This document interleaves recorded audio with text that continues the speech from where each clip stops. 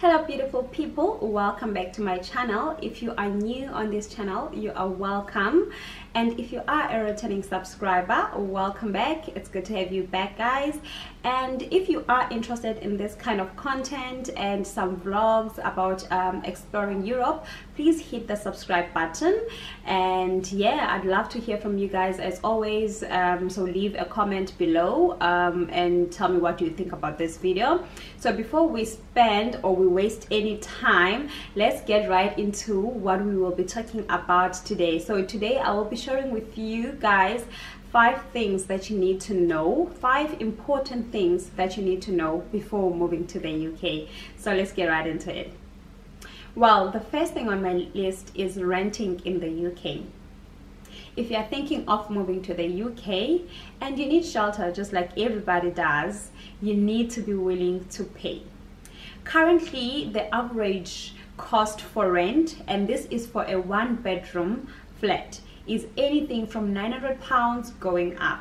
And if I convert that into rands, meaning that I'm converting this into South African currency, and as some of you know, I am from South Africa, this means you'll be paying anything from 16,000 rands or 18,000 rand going up, and that is a lot of money. So if you are planning to move to the UK, you need to know that mostly more than 50% of your salary will be going towards renting or housing. So this is something to consider if you are thinking of moving to the UK. And when I say £900 for a 1-bedroom flat, we mean a flat without parking space, a flat without a backyard. Just a small tiny flat in London or in the UK will cost you anything from £900. So if you are planning to move to the UK, this is something you have to consider. The next thing on my list is the weather. So if you are coming from another country and you are coming to live in London, you need to embrace yourself for a rainy, grey skies and wet weather. London is mostly raining in winter or throughout the year, so you need to be prepared. You need your umbrella, you need your raincoat, you need proper walking shoes for such weather conditions. It rains most of the time, so you need to be prepared for cold, rainy, gray sky.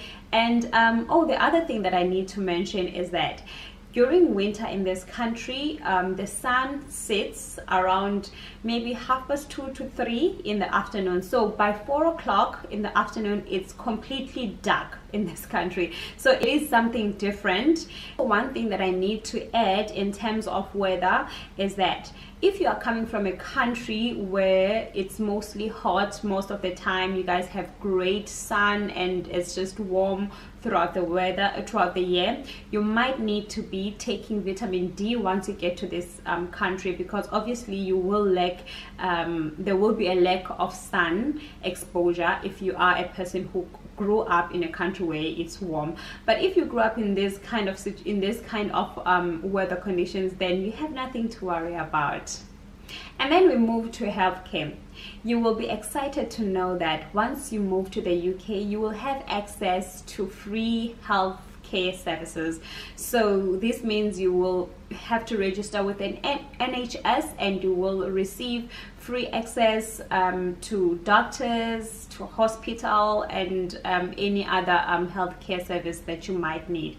This is probably one of my favorite things about the UK. I do believe that each and every country should, you know, have this kind of service. I do also believe that this is something that the UK should be proud of, because it's very, very good, as I believe that each and every human being needs access to healthcare. So yeah, if you are someone who's struggling with health, you have nothing to worry about in terms of having to pay a lot of money for private care. Obviously, if you do have the money, you can go the private care way, but yeah, if you don't and you really don't need to be paying for a private doctor or a private healthcare, then you have NHS. On number 4, I have the cost of groceries or cost of food.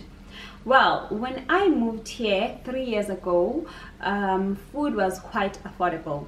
pretty much affordable. I was excited because coming from South Africa, I was like, oh, this is extremely cheap compared to what I am used to back at home. But I am sad to let you know that things have changed since COVID. Right now, food prices have gone up and it is extremely expensive, and we do have a lot of options in terms of supermarkets. You have like your supermarkets that are cheap, and you've got like middle class, and then you've got your high end as well.